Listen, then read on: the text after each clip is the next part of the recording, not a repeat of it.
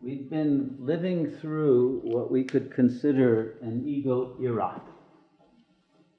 An era in which the ego structure and ego functioning is the dominant aspect of consciousness. This has not always been the case. In fact, if you remember our 4 levels of analysis, it used to be the case long, long ago that the Paramatman was actually the dominant force in consciousness and ruling over the phenomenal plane. And then there was a second yuga. That was called, well, I won't even say it was Sat Yuga. It was actually not. It was actually Sangam Yuga. Sat Yuga, the Atman reigns. And then there's a Treta Yuga, in which the Atman and the soul are together, but the Atman is still dominant. And then there's a Dwapar Yuga, in which the relationship changes. The soul now gives birth to the ego, and the influence of the Atman dies away. And then there's a final Kali Yuga, in which the ego is completely dominant. So, at the beginning of Kali Yuga, the ego was in its most coherent, powerful form. When any new structure is born, it's born in a sattvic state. It's born in its highest form, its purest, most archetypal form. And the ego is an archetype. And so when the ego first forms and gradually takes over and creates an ego era because of its strength, and the soul is too exhausted and ripped apart by previous lifetimes to be able to remain the dominant factor, the ego takes gradually control over the social structures so that they become egos writ large. And everything mirrors that ego structure, macro and microcosmically.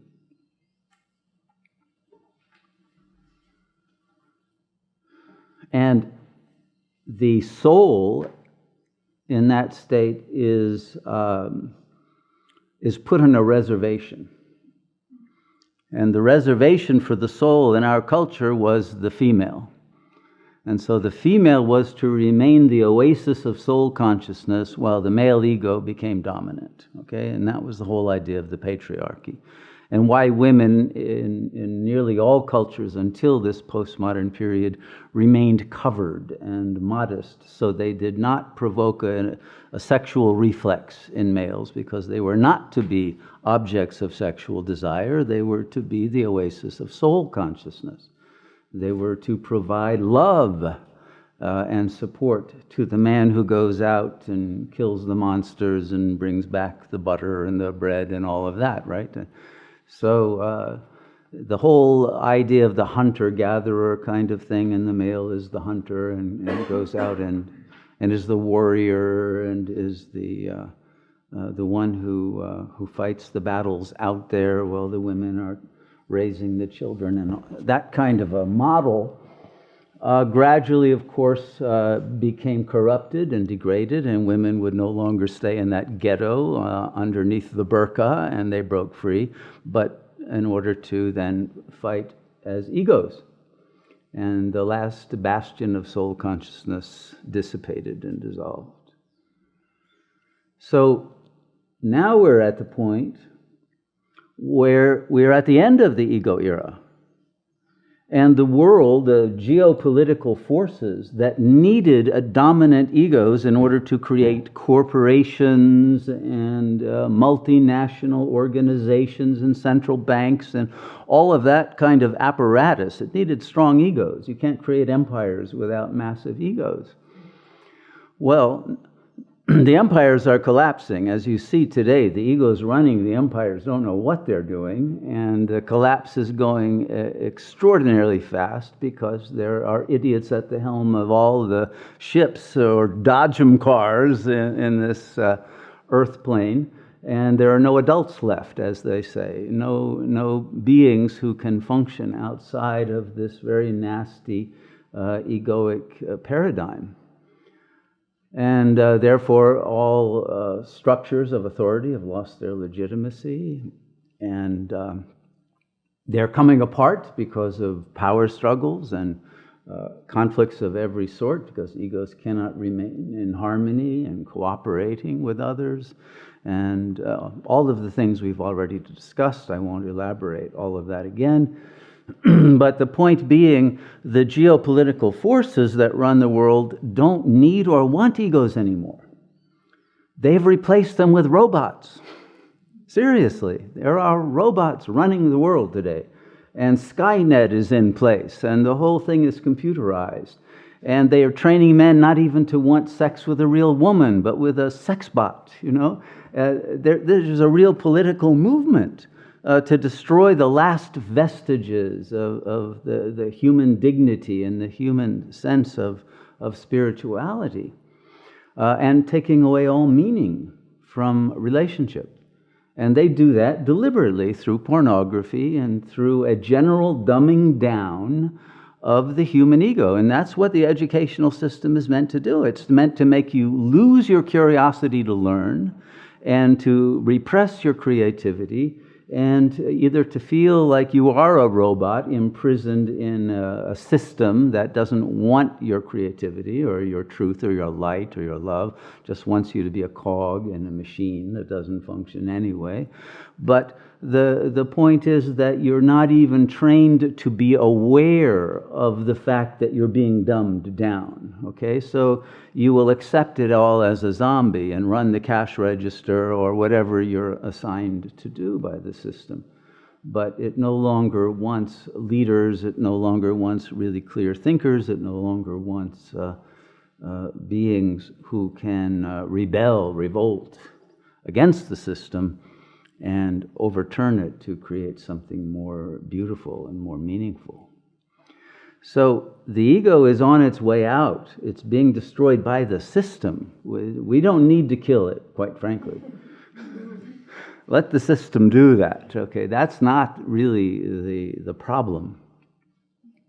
The ego is in a state of collapse. If the ego could still function, there would be no reason for this kind of a healing institution.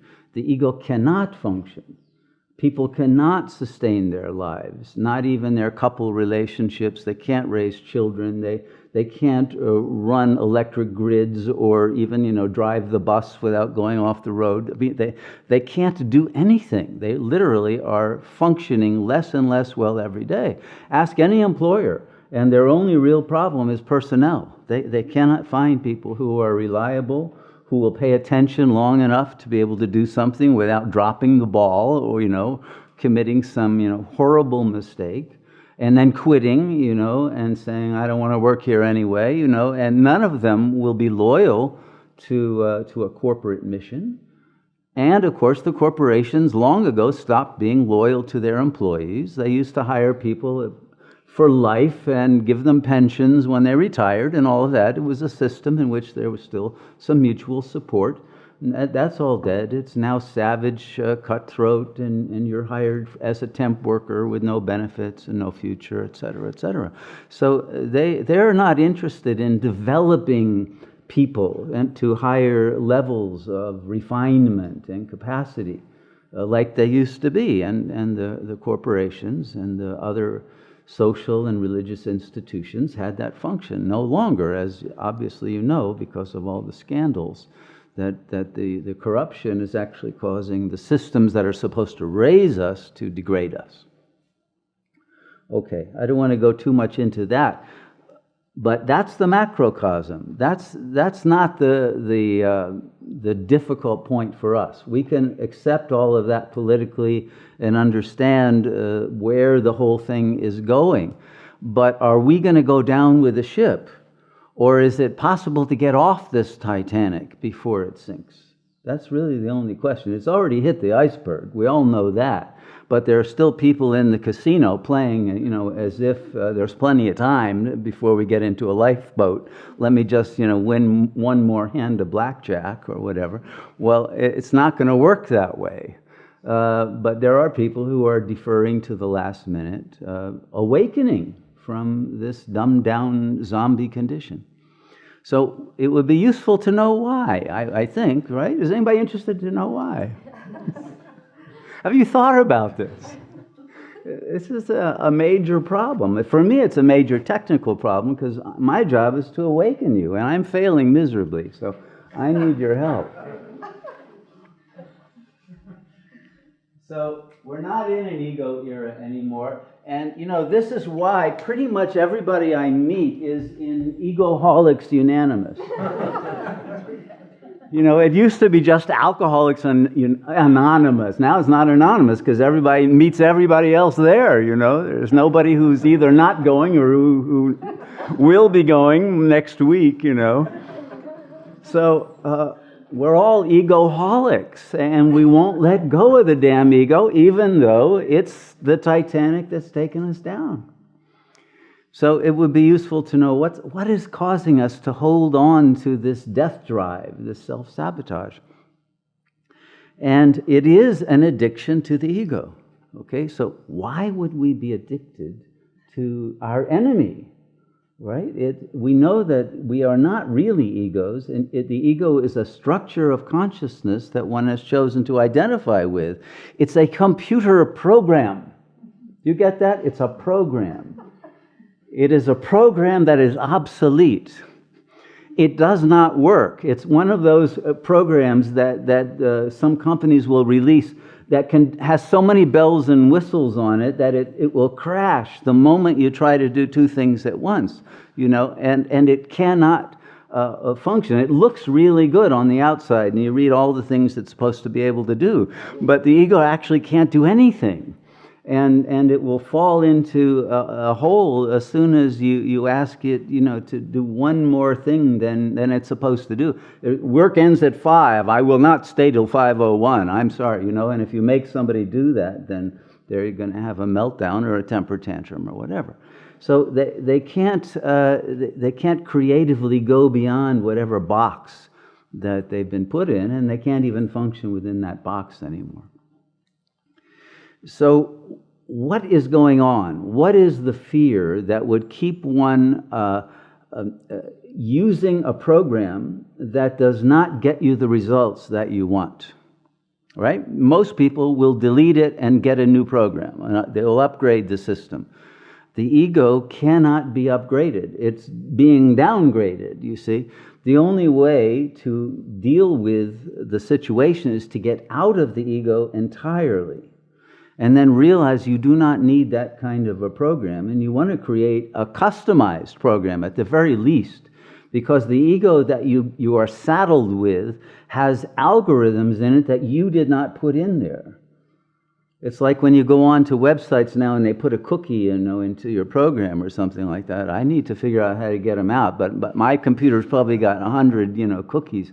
Who knows what it's doing to the thing? I don't know. Don't answer that question. But the point is that your ego is having cookies dropped into it almost in every interaction that you have.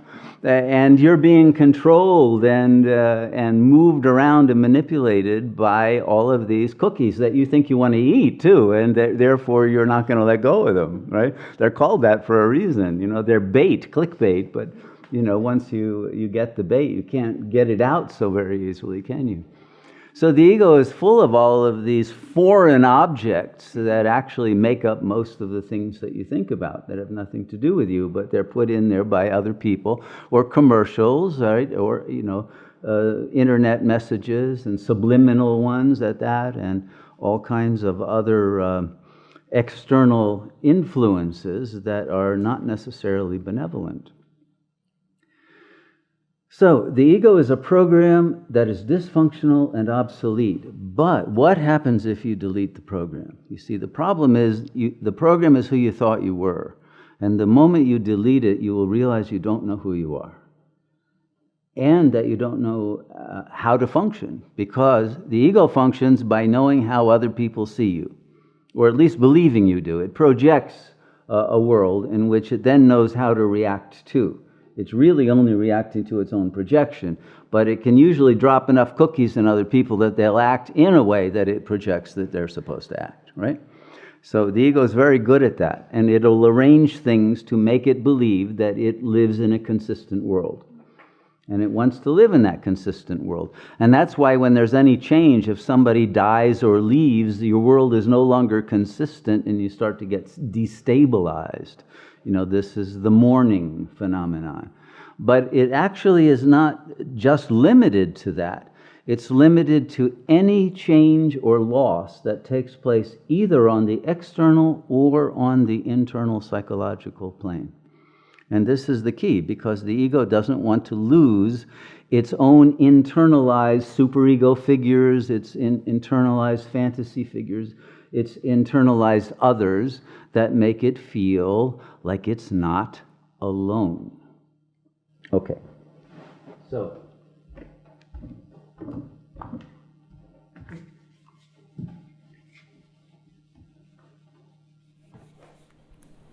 if you want liberation, how many people want liberation from the ego? Yeah? All right.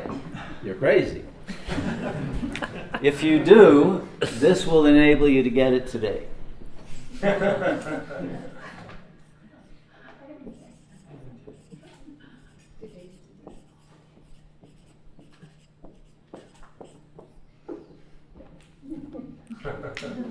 The bad news is God equals abandonment.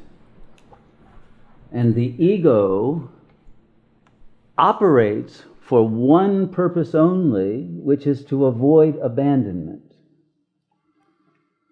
The ego is terrified of abandonment.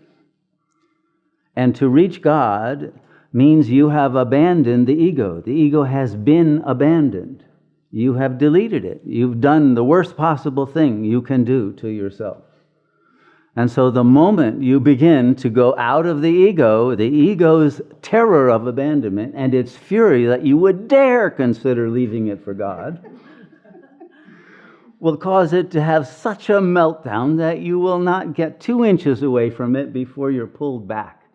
You'll be accused of disloyalty. You'll be accused of being an idiot. You'll be accused of being a fraud. You'll be accused of being someone who won't be able to handle it. You'll see. You'll be accused of somebody. You'll be sorry. You'll miss out on all the jouissance I could have given you,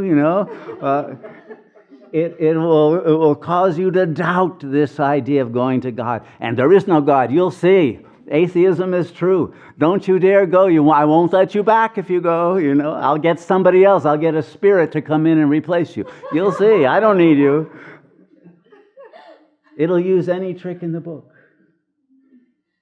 And you'll become so anxious the moment you start to go toward God and the abandonment red lights are flashing and the anxiety is welling up and the little infant is screaming, "Come back, Mommy." And can Mommy really leave and be disloyal to poor baby ego? No, Mommy can't do that. Oh, sorry, God. I have a higher priority. How many can relate to that? Do you really want liberation? Or do you want to take care of baby ego? It's that simple, really. Okay, so in the Vedic system, they talk about gunas, right? These are qualities. The moment that you turn your attention toward God and say, yes, I'm going to abandon the ego, I'm done with it, I'm disgusted with it, it's a useless, hopeless, bumbling, obsolete program that crashes all the time, I'm free. The moment you do that, you go into sattva guna. You go into sattva guna and there's a reaction. Okay? Sattva guna does not come without a price. And the price is just what we talked about, that the ego will complain. And it will create fear. It will create a panic attack. It will do anything to try to hold you back in its orbit. Okay? If you can endure its attack upon you for daring to leave it behind and not give in to its screams, the screams will gradually die out. Okay? It will die of starvation if you do not feed it your attention. okay? But you instead, if you pay your attention to it, you're feeding it, you're nourishing it, and you're acting as if it's a reality when it's just a memory trace and a program that doesn't function. Why would you want to continue to nourish that at the expense of your real self and God consciousness? So what happens is that at this moment, the sattva is able to see that the abandonment, because it equals God, it's a good thing. The abandonment is not something that's a danger. The abandonment is an abandonment of unreality, an abandonment of a delusion. Okay? But the ego that is left, that fragment that is not in sattva, but actually in tamas guna, because there's a little bit left in the tamas guna, the zombie little baby ego, it says, no, it's not that abandonment is God, it's that God is abandonment. And abandonment cannot be good. It's the worst thing in the world. It is the ultimate demon. Okay? And abandonment to the baby means death. So the tamasic fragment wants to bring you out of sattva back into this lowest guna. And what it promises is it will be so inert that it will cause you to forget your sense of failing yourself for having fallen back. It says, don't worry. We'll pretend this never happened. I'll forgive you. Just don't try it again. And then one says, okay. And one chooses to be what's called technically a zombie. Okay? Because you have now forgotten that you have forgotten, and everything is fine, and you watch TV, and you open another beer, and life goes on the way it's meant to go on, right? And the ego program still goes, and you muddle through, and all the glitches happen, but you say, I have no control, and that's just the way it is. Okay, that's a kind of acceptance of one's fate, but it's not the level of acceptance that is of the real. It's an acceptance of the unreal. So, the good news is this, that the tamas guna means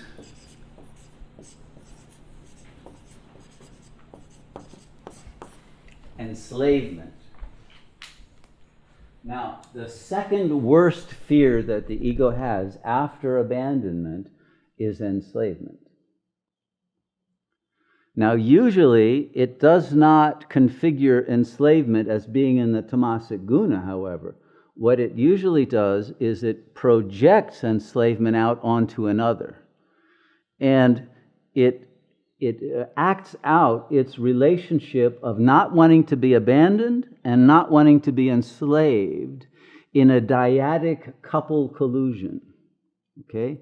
So that with someone else, it decides, I can't lose you. Please don't ever abandon me. But I'm not going to give myself to you because I'd be enslaved to you. So there's no way I'm going to do that. So I want to get not too far away, but not too close. Because either one means disaster for me. So il n'y a pas de rapport. Okay? You can't have a truly intimate relationship. The meaning of intimate, the tim in it is timid, timidity, fear. There's a fear of going too close and being enslaved, owned by the other, engulfed by the other, and a fear of being abandonment. Thus, one creates the third guna, rajas. Rajas means I'm going to run away from both of these polarities. I'm going to try to live on a razor's edge in which I keep you just distant enough that you'll continue to pay the rent, but I'm not going to go close enough that you'll feel secure that you own me. Okay? And this is the way it tries to run its relationships. in such a way that it will always be able to maintain the illusion of freedom. But that illusion comes at the price of a hostile dependency and an inability to love, because to the ego, love means I become your slave. Right? So, the Rajasic ego, Rajasic guna means that's the guna in which you run away from yourself. You run away from both enslavement and the God consciousness that the sattva indicates, makes you aware is a possibility. And it keeps you functioning and so obsessed with your functioning on the physical plane and how much you have to do, how busy you are, how many people you have to take care of. And you self-justify yourself with all of that so that you don't have to think about the horror of the fact that you have abandoned God and that you have become enslaved to the illusion of avoiding enslavement. But it's your real enslavement now within the Rajasic workaholic, which is another form of egoholic, self-abandonment. Right? That's the way the ego generally tries to run its life, as much as possible as a workaholic until the moment it becomes physically exhausted and it falls into tamas without passing through sattva. Make sure you never have to pass through the sattva. So this is the way that the ego plays the game of life. And it dooms itself to loss. Why? Because the ego is not real, and it has made the choice to abandon God, which is its own real self, and to abandon its own real happiness, and chooses to obscure that fact by obsessing itself with pleasure. Whether it's retail therapy, or it's going to the most expensive restaurants, or flying to other continents to go to concerts of music, or it's doing whatever it's doing to increase its massive amount of pleasure that overcomes its realization that it has sabotaged its own self-realization and liberation. It wants to get as much pleasure as it can and be saturated by never-ending pleasure. But of course, pleasures all become less and less pleasurable. They turn into pain or boredom or into repulsion.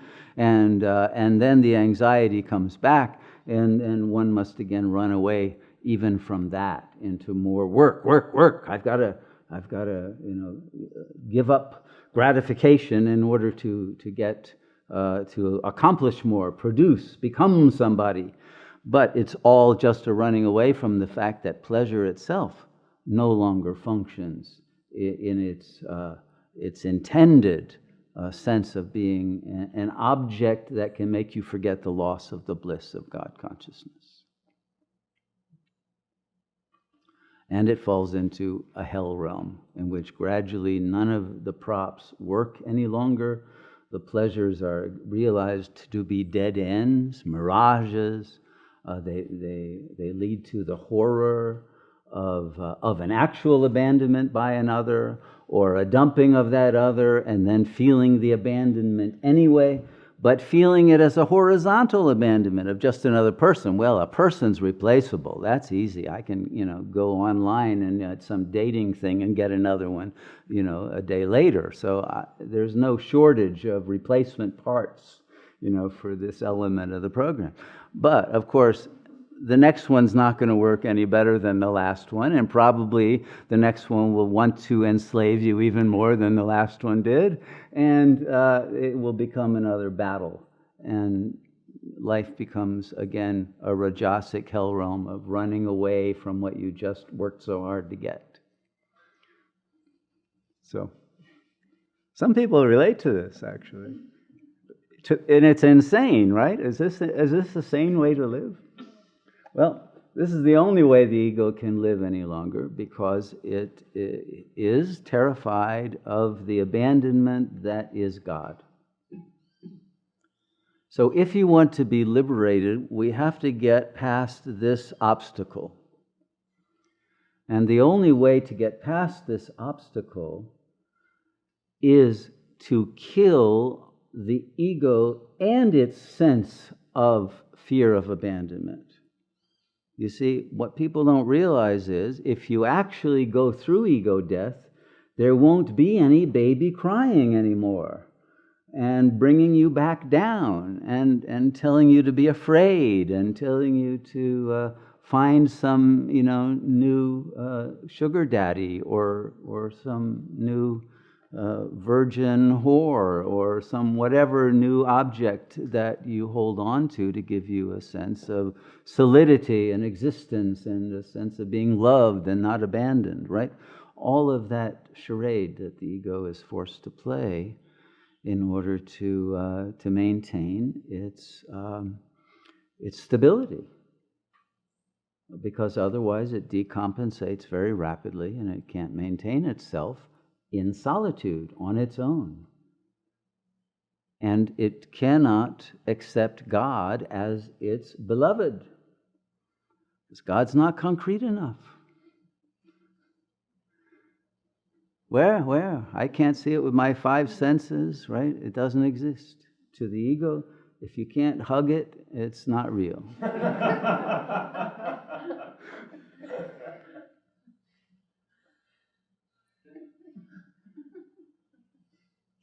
So,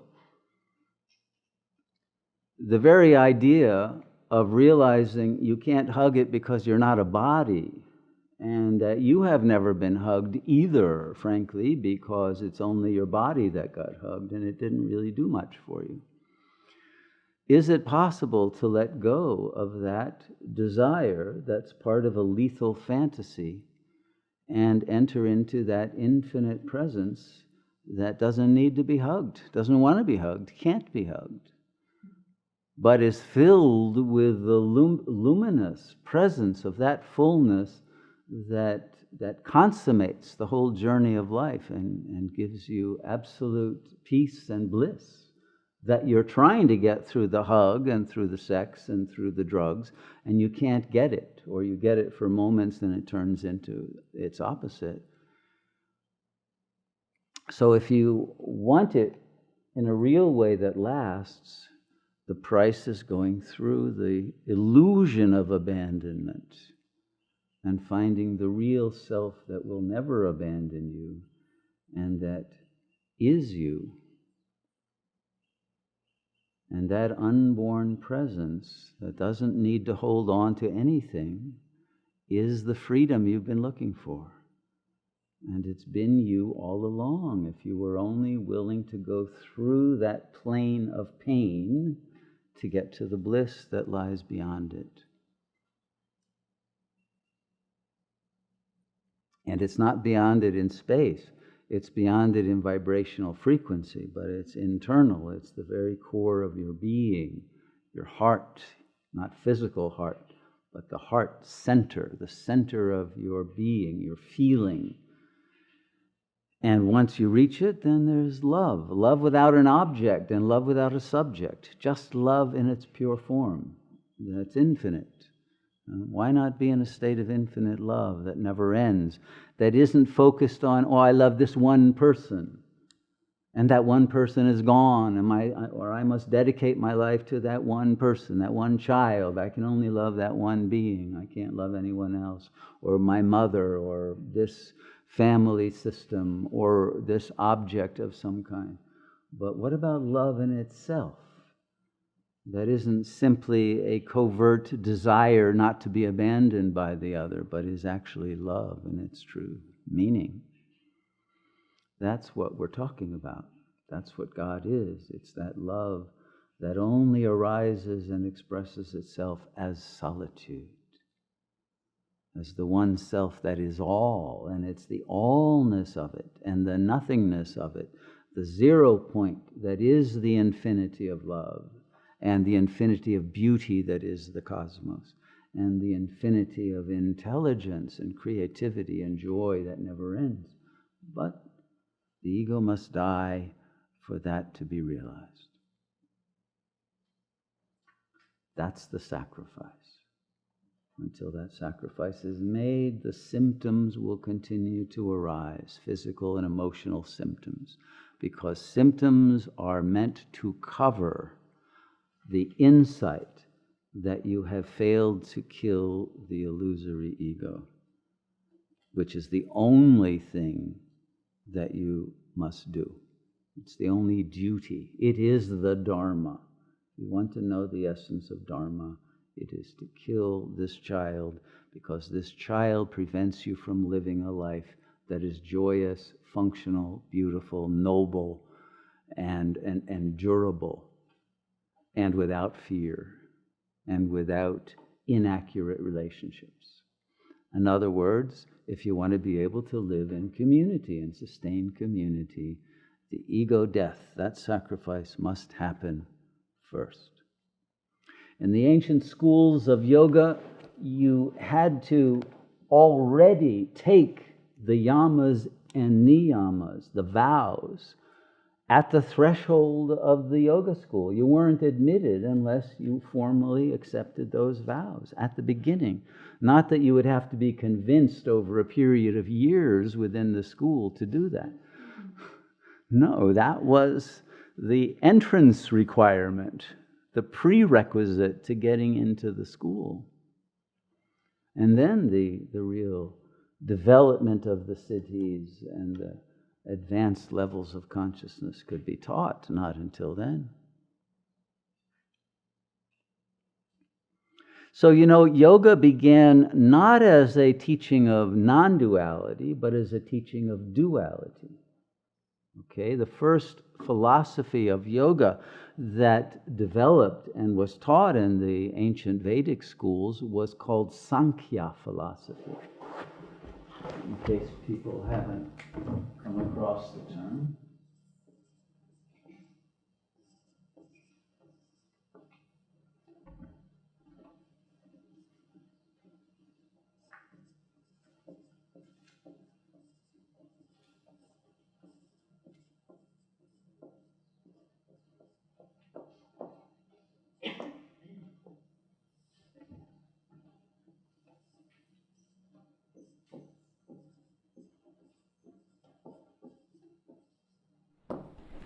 In Sankhya philosophy, they recognize there are two elements to reality, which they called Purusha and Prakriti.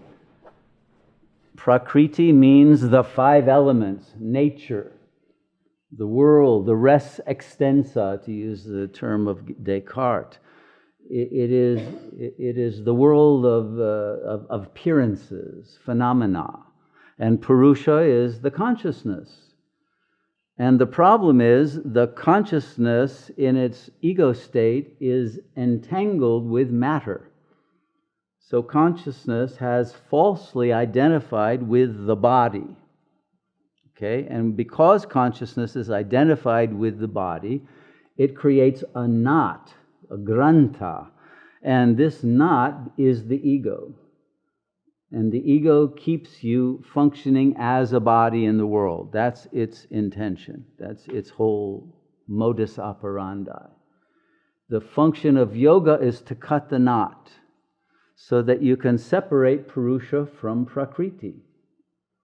This is the whole meaning of neti, not this, not this. You're not the body, you're not the mind, you're not the senses, you're not experience, you're not time or space, you're not any of it, right? What are you? You are the pure presence that has no form, that is unborn, undying, but that has no objective correlative. You are it, but you'll never see it or know it.